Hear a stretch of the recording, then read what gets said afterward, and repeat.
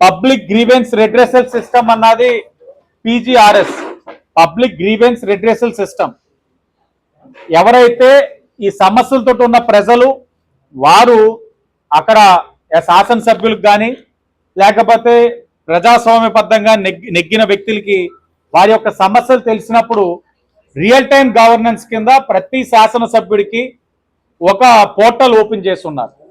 అక్కడే వచ్చిన సమస్యని రిజిస్టర్ చేయడం,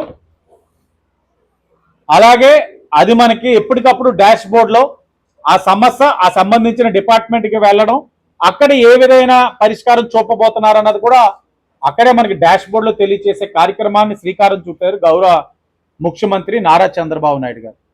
ఈ రోజు నుంచే ప్రతి ఎమ్మెల్యేకి ఒక యూజర్ ఐడి పాస్వర్డ్ ఇవ్వడం జరిగింది. ఈ పబ్లిక్ గ్రీవెన్స్ రిడ్రెసల్ సిస్టమ్ ద్వారా వ్యక్తిగత లేదా గృహస్థాయి ఫిర్యాదులు నమోదు చేయవచ్చు. అది మాకు సమస్య తెలియజేసిన మా ఆఫీస్లోనే మేమే అప్లోడ్ చేయాలి. నమోదిత ఫిర్యాదు యొక్క స్థితిని కూడా కనుగొనవచ్చు. ప్రభుత్వ సేవలు మరియు పథకాల గురించి ఆరా తీయవచ్చు. సమస్య పరిష్కారం నిర్ణీత సమయంలో జరుగుతుంది.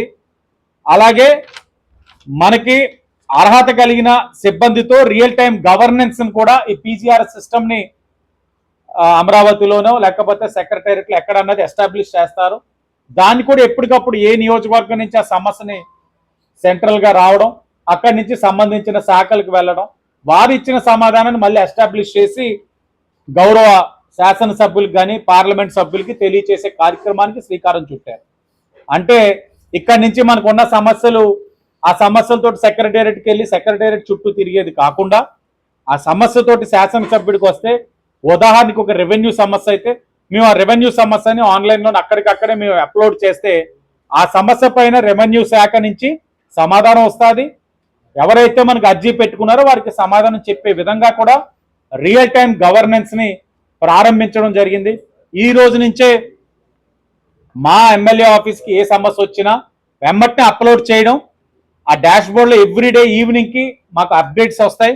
అవన్నీ కూడా మాకు మాకు అర్జీలు ఇచ్చుకున్న వాళ్ళకి కూడా తెలియచేసే విధంగా గవర్నెన్స్ ఇంకా బెటర్గా ఇచ్చే విధంగా, ప్రజలకి మరింత జవాబుదారంగా ఉండే విధంగా, ప్రజలకి వారి యొక్క సమస్యల్ని త్వరగతిని పరిష్కరించే విధంగా ఈ పబ్లిక్ గ్రీవెన్స్ రిడ్రెసల్ సిస్టమ్ని కూడా శ్రీకారం చుట్టాం. ప్రజలందరూ కూడా వారి వారి యొక్క సమస్యని ఎమ్మెల్యే ఆఫీస్కి కానీ సంబంధించిన ఎంపీ ఆఫీస్కి కానీ తెలియచేసుకొని మీ సమస్యలు పరిష్కరించుకునే విధంగా అవకాశాన్ని, ఈ యొక్క మంచి అవకాశాన్ని, సాంకేతిక పరిజ్ఞానాన్ని ఎప్పటికప్పుడు అందిపుచ్చుకోవడంలో చంద్రబాబు నాయుడు గారికి మించిన వ్యక్తి ఎవరూ లేరు. ఆ రియల్ టైం గవర్నెన్స్ని మీరు అందరూ కూడా సద్వినియోగపరచుకోవాలని అందరినీ కూడా తెలియచేసుకుంటూ, చివరిగా మా వాళ్ళు నాకు చెప్పడం మర్చిపోయాను, గౌరవ పులివెందుల ఎమ్మెల్యే గారు ఆయన ప్రధాన ప్రతిపక్ష నాయకులు కూడా కాదు, నాకు సెక్యూరిటీ పెంచండి పెంచండి పెంచండి అని అడుగుతున్నారు. నేను ఆయన అదే అడుగుతున్నాం, ఎందుకు పెంచాలి పెంచాలి పెంచాలి మేము అడుగుతున్నాం. మీకు ఏం థ్రెట్ ఉంది? మీరు అదే పని మీద అడుగుతా ఉంటే బాబాయ్ ఎపిసోడ్ అయిపోయింది, కోడి కత్తి ఎపిసోడ్ అయిపోయింది. కొత్త ఎపిసోడ్ అయినా వస్తుందేమో అని అందరికీ అనుమానాలుగా ఉన్నాయి. కొత్త ఎపిసోడ్ మీరు క్రియేట్ చేసుకుంటుందా, లేకపోతే మీ మీద మీ పార్టీలోనే మీకైనా థ్రెట్ ఉందని మీకైనా భయం ఉందా?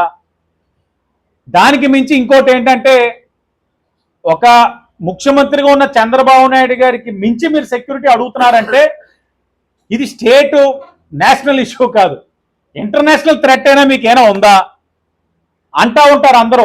ఆఫ్రికాలో ఎక్కడ మైనింగ్ చూసినా మీ వారే చేశారని. ఆ ఆఫ్రికా కాంటినెంట్ నుంచి అయినా మీకైనా థ్రెట్ ఉందా ఇంటర్నేషనల్ మాఫియా నుంచి? దేనికోసం ఇంత భయపడి నాకు అదే పని మీద నాకు ఎంతమంది ఇవ్వండి ఎంతమంది ఇవ్వండి అని అడుగుతున్నారు.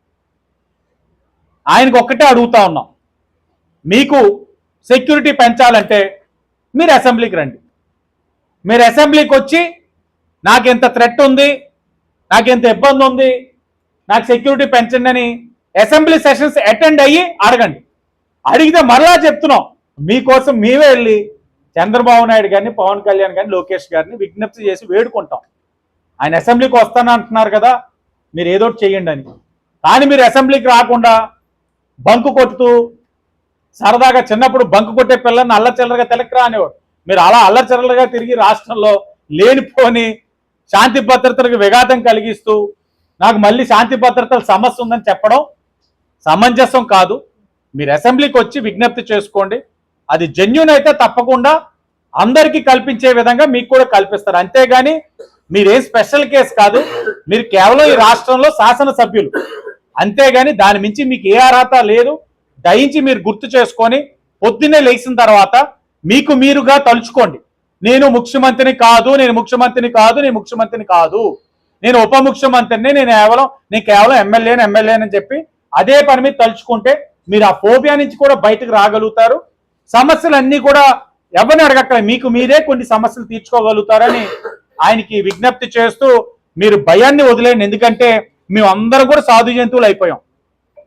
మా ముఖ్యమంత్రి చంద్రబాబు నాయుడు గారు, ఉప ముఖ్యమంత్రి పవన్ కళ్యాణ్ గారు ఆదేశాల మేరకు మేము అందరం కూడా కేవలం సంక్షేమ అభివృద్ధి పైనే దృష్టి సారిస్తా ఉన్నాం. గొడవలు కానీ, కొట్లాట్లు కానీ, కక్షపూరిత రాజకీయాలు కానీ ఏది కూడా చెయ్యబోము. ప్రజలు ఇంత మంచి తీర్పు ఇచ్చిన తర్వాత వాళ్ళ విశ్వాసాన్ని ఒమ్ము చేయకుండా పనిచేయాలని నిర్ణయించుకున్నాం. మా వారికి కూడా అదే దిశ నిర్దేశించాం. కాబట్టి మీరు భయపడాల్సిన అవసరం లేదు.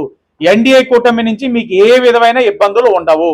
లేనప్పుడు మీరు ఎక్కువ ఆలోచించి మీ బుర్ర పాడు చేసుకొని ఆ 2-3 ఛానల్ వారు కూడా బుర్రలు పాడు చేయొద్దని మీ అందరికీ కోరుకుంటూ జగన్ గారికి ధన్యవాదాలు. టైం బౌండ్ లేదన్నా. అంటిల్ అండ్ అన్లెస్ రాత్రి 11 నా ఫోన్ అందుబాటులో ఉంటుంది. దాంట్లో గ్రీవెన్స్ చెప్పుకుంటారంటే వెల్ అండ్ గుడ్. కాకపోతే మార్నింగ్ సెషన్ ఎప్పుడైనా మా స్టాఫ్ రౌండ్ ది క్లాక్, నా పర్సనల్ టీం 3 పనిచేస్తా ఉన్నారు, గవర్నమెంట్ పిఏ 4 పనిచేస్తా ఉన్నారు. ఎవరు అలా వాడుకోవాలంటే వాడుకోండి, పని చేయడానికి ఎనీ టైం సిద్ధంగా ఉన్నాం. అది టైం బౌండ్ ఇంకా ఇవ్వాల. ఇది మనకి ఒక సిస్టమ్ ఇచ్చున్నారు, మీకు తెలుసు.